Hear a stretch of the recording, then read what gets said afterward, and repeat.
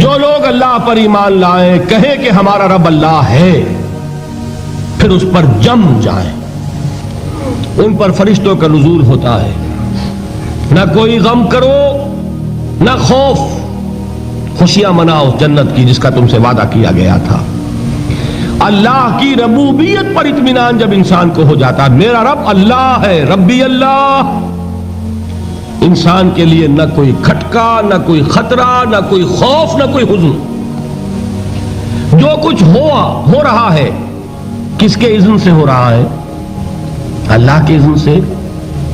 اللہ کے اذن کے بغیر پتہ تک نہیں ہلتا۔ یہ کوئی اندھا بہرا مادہ نہیں ہے جس سے مجھے کوئی خوف ہو۔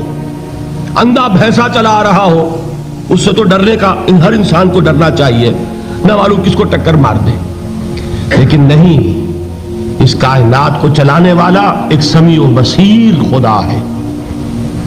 وہ جو میرا دوست ہے، میرا ولی ہے، اللہ ولی الذین آمنوا یخرجہم من الظلمات الی النور، اللہ اہل ایمان کا ولی ہے، ساتھی ہے، پشت پناہ ہے، مددگار ہے، حمایتی ہے۔ بتائیے جسے یقین ہو جائے کہ اللہ میرا مددگار، اللہ میرا محافظ، اللہ میرا پشت پناہ، اللہ میرا حمایتی، اس کے لیے کوئی خوف ہوگا؟ اس سے کوئی ڈر ہوگا؟ میں مثال دیا کرتا ہوں ایک بہت سادہ، پنجاب کے دیہات کی۔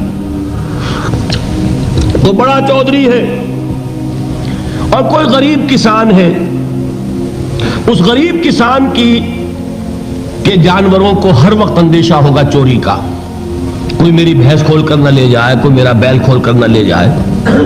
لیکن جس کے بارے میں یہ سب کو معلوم ہو کہ وہ جو بڑا چودھری ہے وہ اس کا دوست ہے، اس کی بچیا کو کوئی خوف ہوگا؟ اس کی بھینس پر کوئی ہاتھ ڈالے گا؟ اسے کوئی اندیشہ ہوگا؟ نہیں۔ کیوں؟ کہ وہ بڑا چودھری، بڑا اس کا یہاں کا سردار، جاگیردار، سب کو معلوم ہے وہ میرا دوست ہے، کوئی میرے خلاف اقدام نہیں کر سکتا۔ اس دنیا میں یہ چھوٹی سی بات اگر آپ کے دلی اطمینان اور سکون کا باعث بن سکتی ہے تو ذرا تصور کیجئے۔ میں لفظ تصور استعمال کروں گا صرف اس لیے کہ اس کا ہم جس کو کہتے ہیں ادراک اور شعور کر نہیں سکتے، اگر کے ساتھ کر سکتے۔ اگر یقین ہو کہ اللہ میرا مددگار اور یقین ہو کہ اللہ ہر آن میرے ساتھ ہے، پھر کوئی خوف، کس کا خوف؟ کوئی شے اللہ سے بالا تر ہے؟ کوئی قوت اس سے زیادہ طاقتور ہے؟ کوئی اس کے ارادے کو بدلنے والا ہے؟ کوئی اس کی مشیت کے آڑے آنے والا ہے؟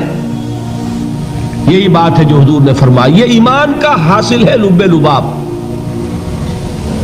کہ دیکھو اچھی طرح اس بات کو ذہن نشین کر لو، اگر تمام انسان مل کر تمہیں کوئی نقصان پہنچانا چاہے نہیں پہنچا سکتے، مگر جو کچھ اللہ نے لکھ دیا ہو، اور تمام انسان مل کر تمہیں کوئی نفع پہنچانا چاہے نہیں پہنچا سکتے، مگر وہ شے جو اللہ نے طے کر دی۔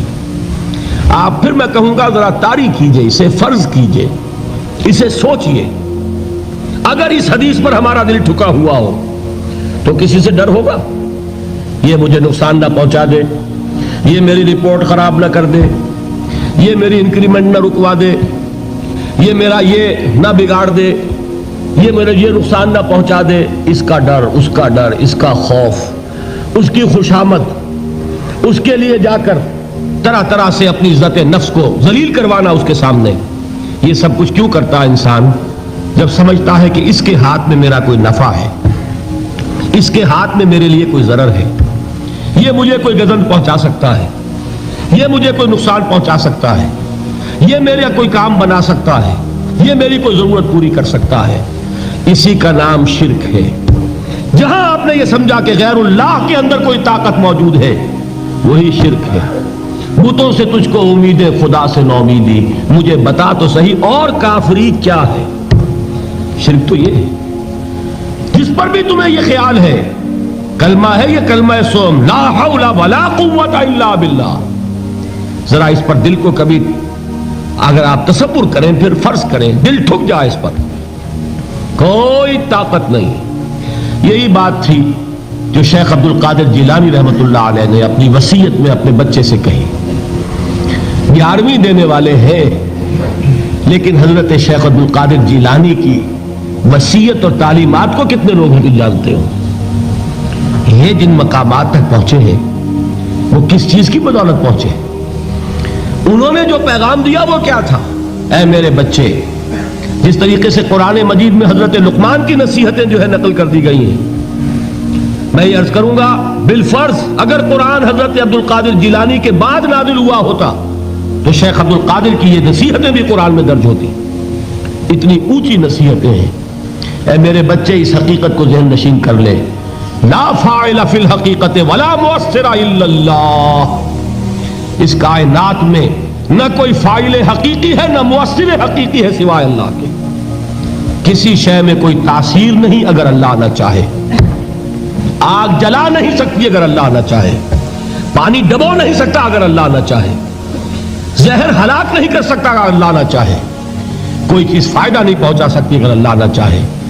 تو در در پہ کیوں سر جھکاتے ہو؟ در در پر کیوں جبیں سائی کرتے ہو؟ سب کے سامنے کیوں ہاتھ پھیلاتے ہو؟ ایک اللہ سے مانگو. ایک اللہ کے سامنے زمین پر اپنی جبین رکھو. لا فاعل فی الحقیقت ولا مؤثر الا اللہ. نظر آتا ہے ہمیں کہ پانی پیاس بجھا دیتا ہے. پیاس بجھانے کی صلاحیت پانی میں نہیں ہے، اللہ کے اذن سے. کھانا بھوک مٹا دیتا ہے. بھوک مٹانے کی صلاحیت کھانے میں نہیں ہے، اذن رب میں ہے. دیکھیے یہی یقین تھا. حضرت موسیٰ علیہ السلام کا واقعہ یاد کیجئے. سامنے سمندر آ گیا ہے. قوم دیکھتی ہے پیچھے کہ گرد و غبار کا طوفان ہے.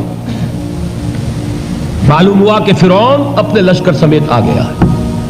لشکر جب چلتا تھا تیز رفتاری کے ساتھ تو گرد و غبار کا جو طوفان اٹھتا تھا اس کا تصور کیجئے. اور لمحہ بلمحہ وہ قریب آ رہا ہے. پوری قوم نے کیا کہا؟ اے موسیٰ انا لمدرکون. اے موسیٰ ہم تو پکڑے گئے. قرآن مجید میں تو یہاں وہ باتیں نہیں لکھی ہیں، لیکن تورات میں یہ درج ہے کہ بنی اسرائیل جھگڑنے لگے، دست و گریبان ہو گئے موسیٰ کے ساتھ. موسیٰ ہمیں یہاں مروایا لا کر، اس سے تو ہم ہی بہتر تھے. وہاں کھانے کو ملتا تھا، زندگی تو تھی. بیگار ہم کر رہے تھے، موت تو نہیں تھی. اب جو کچھ ہوگا اس کا تصور کرو، جس طریقے سے ہمارے ٹکڑے اڑائے جائیں گے. تو لڑ رہے ہیں حضرت موسیٰ علیہ السلام سے. یہ تورات کی تفصیل ہے. قرآن میں صرف اتنا آیا ہے، پریشان ہو کر انہوں نے کہا انا لمدرکون. موسیٰ ہم تو پکڑے گئے.